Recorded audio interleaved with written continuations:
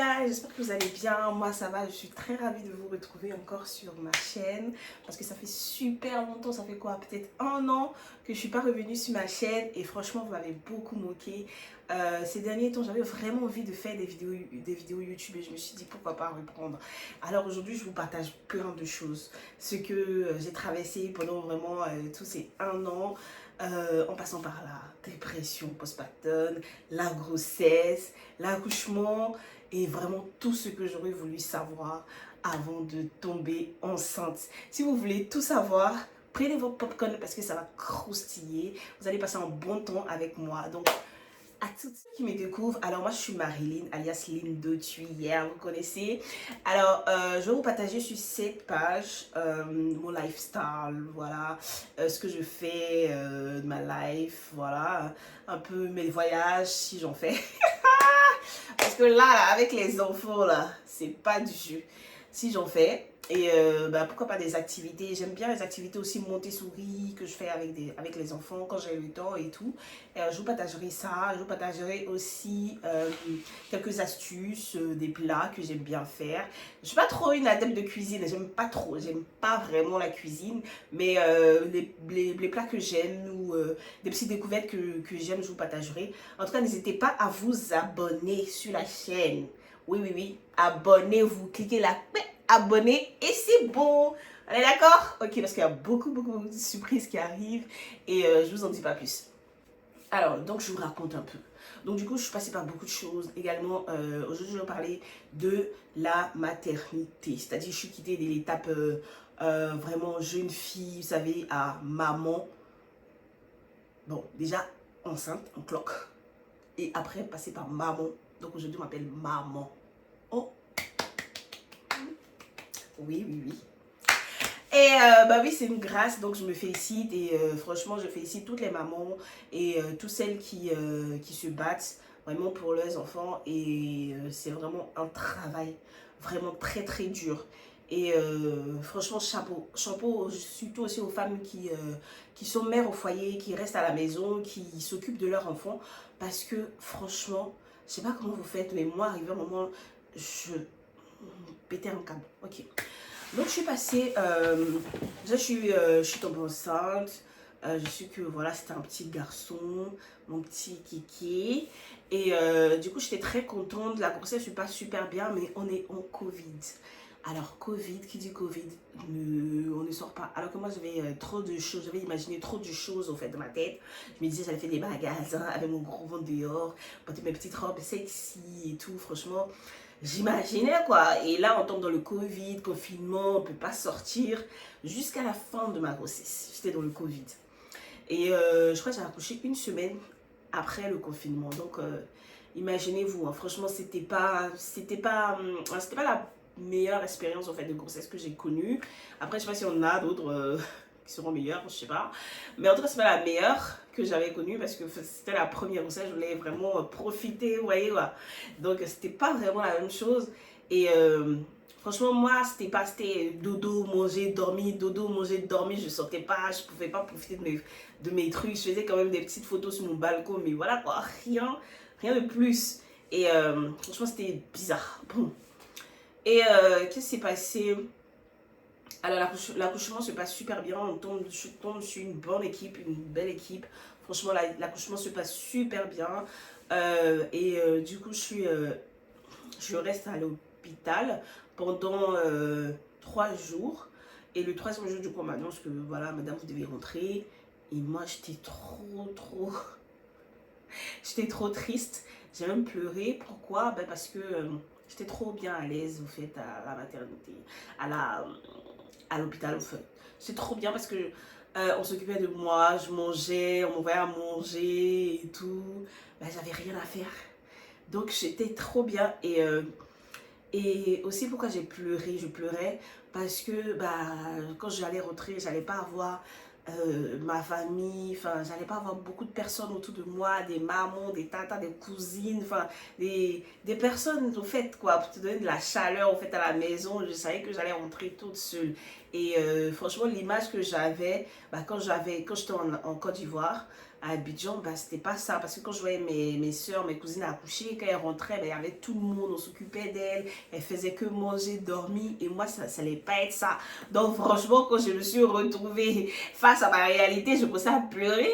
Et tous les infirmières venaient, madame, vous savez quoi, j'avais pas envie d'expliquer parce que c'est après, m'envoyer chez le psychiatre et tout. Pas que c'est pas bien, franchement, mais après, je dis que ça, c'était pas un problème aussi grave pour aller peut-être en parler à un psychiatre ou quoi, mais sinon, je recommande parce que la dépression, ça existe. Et en parlant de la dépression postpartum, je vous explique. Alors donc je rentre à la maison, tout se passe bien. Heureusement j'ai ma tante aussi qui vient à la maison, qui lave mon enfant, tout. Franchement ça se passe super bien. Après en parlant de dépression postpartum, elle existe. Elle existe et on n'en parle pas. Voilà, à toutes les futures mamans qui passent ici sur mon live, la dépression postpartum elle existe. Donc faites très attention quand vous aurez ça. C'est-à-dire, au fait je pense que c'est plus les répétitions. Enfin, parce on reste vraiment dans un mood de couche, biberon ou allaitement. Alors l'allaitement,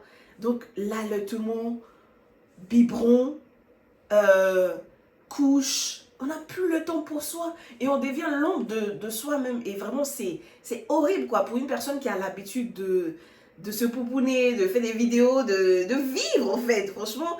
Et du coup, là, t'es l'ombre de toi-même, t'es en pyjama du matin au soir, tu préfères rester dedans parce que, et puis il te faut une tenue adaptée pour pouvoir enlever les lolos, quoi, pour donner au bébé. Donc, franchement, c'est compliqué. Et du coup, tu tombes dans cette dépression-là, tu te dis, mais je suis seule, alors que parfois, peut-être, t'es pas seule. Pour celles qui ont la chance, comme moi, peut-être t'as un mari à la maison ou t'as un copain à la maison.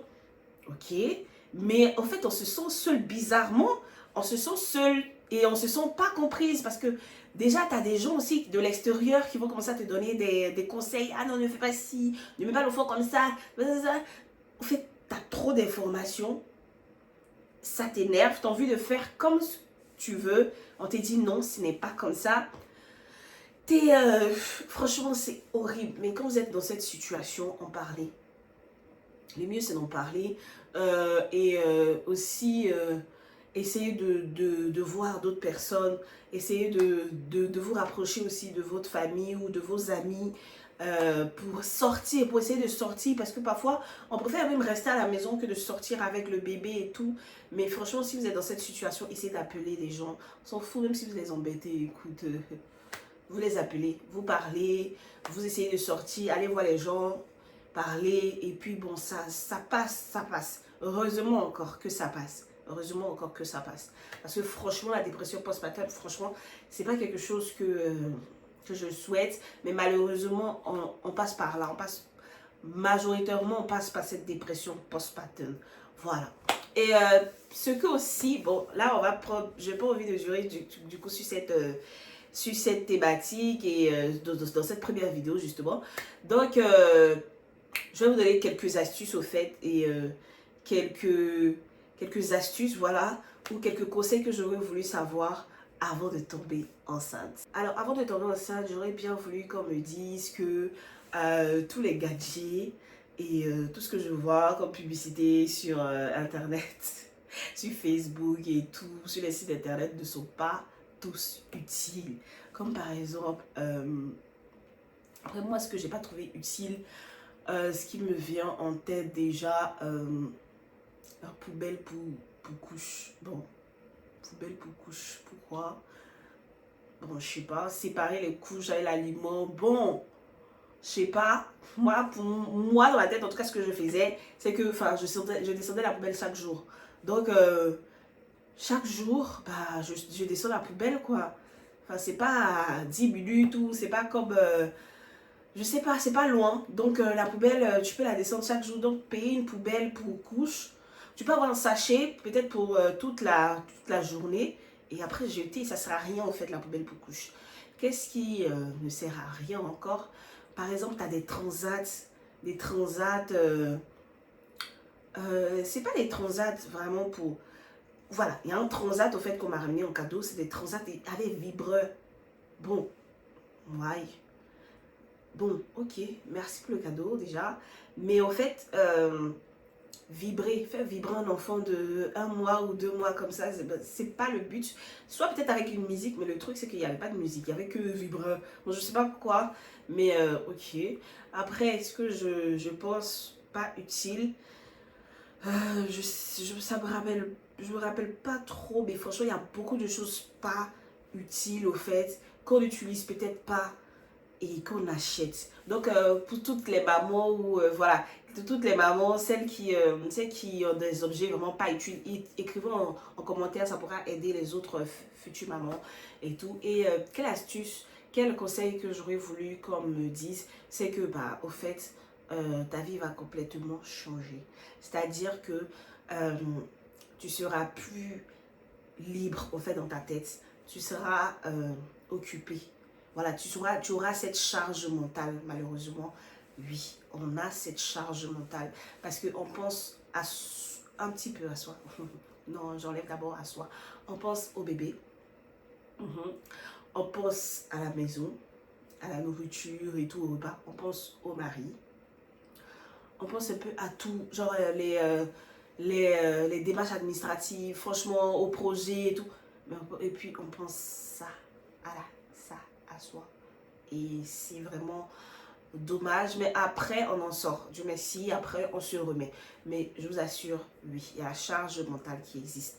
Tout en train de penser, ah oui, bah, il y a l'extrait de l'enfant à faire. Ah, déjà à l'hôpital, hein. Il y a l'extrait de l'enfant à faire, il y a ça à faire, il y a la nourriture qui n'est pas cuisinée. Ah, ok, bon, il y a ça, il y a ça. Tous les jours, même jusqu'à aujourd'hui, je vous dis, il y a une charge mentale qui existe. Chez les femmes, après chez les hommes, je ne sais pas. Pour tous les hommes qui regardent, si vous avez une charge mentale depuis que vous êtes parents, essayez de nous en dire plus parce que c'est vrai qu'on n'a pas ce point de vue des hommes, mais dites-nous, euh, cette charge mentale est extrême franchement chez les femmes. Après, je ne sais pas si c'est parce que Dieu nous a créés comme ça, mais on est toujours en train de penser à quelque chose. Tu es en train de faire la vaisselle, tu penses au linge que tu n'as pas encore mis à la machine. Tu penses à récupérer l'enfant à 16h30. Bah, moi-même là, à 16h30, il faut que j'aille le récupérer. Franchement, il y a beaucoup de choses. Et quel autre conseil que j'aimerais donner, c'est que ton corps va changer. Ton corps risque peut-être de changer. Mais tu risques peut-être de grossir, de perdre du poids. Il y en a qui perdent du poids après la grossesse, d'avoir des seins qui sont plus fermes. Mais malheureusement, c'est la vérité et on accepte. Après, si demain tu veux faire une chirurgie, ça c'est ton souci, c'est ton problème. Enfin, c'est à toi de voir. Moi, je ne vais pas conseiller de le faire. Moi, pour l'instant, je ne me vois pas en train de le faire. Mais qui le dit? Peut-être dans 10 ans, je ne sais pas. Mais franchement, j'aime pas les opérations et je pense même pas passer dans une salle d'opération. Je pense pas. J'aime pas les opérations, donc je ne me vois pas en train d'être charcutée. Mais franchement, pour celles qui le font, c'est parce qu'elles ont vraiment besoin de retrouver ce corps, franchement. Et je vous tire mon chapeau, vous êtes forte en tout cas de sauter le pas et aussi de reprendre confiance en soi. C'est pas évident, hein, franchement, c'est pas du tout évident. Après combien de grossesses et franchement le corps il change. Et qu'est-ce que je voulais dire encore à cette jeune fille qui va tomber enceinte et de s'entourer de beaucoup de personnes bienveillantes parce que c'est pas évident d'être beaucoup entouré de personnes bienveillantes, des personnes qui vous aiment. Voilà, que ce soit votre famille, vos amis, et de toujours espérer, de garder le sourire et de vous dire que c'est une mauvaise passe. Bon, une mauvaise passe, c'est trop dire. Dites-vous qu'au fait que toutes les femmes sont passées par là, plusieurs femmes sont passées par là, donc n'ayez pas peur, vous allez forcément sortir du tunnel. Donc, c'était ma première vidéo et je vous souhaite aussi, oh là là, j'ai oublié au début de ma vidéo, je vous souhaite une très bonne année 2024 et j'espère que cette année, vous essayerez, ou on essaiera tous ensemble en tout cas, d'atteindre certains objectifs. Je ne sais pas si on pourra toutes les atteindre, mais c'est ce que je souhaite, d'atteindre nos objectifs, d'être épanoui, de profiter vraiment de la vie, de de profiter de vraiment ce cadeau au fait que Dieu nous donne chaque jour, qui est ce souffle de vie, d'avoir une meilleure santé, une très bonne santé et de garder nos parents, nos amis, nos connaissances. Et voilà, je vous souhaite franchement pour cette année 2024 la réalisation de vos projets, que ce soit personnels et familiaux, une santé de fer. Je vous souhaite aussi un épanouissement total, que ce soit familial, financier, professionnel aussi, et de vous éclater. Parce que la vie, c'est un cadeau du ciel. Je vous embrasse et je vous dis à très bientôt pour une prochaine vidéo. Bisous!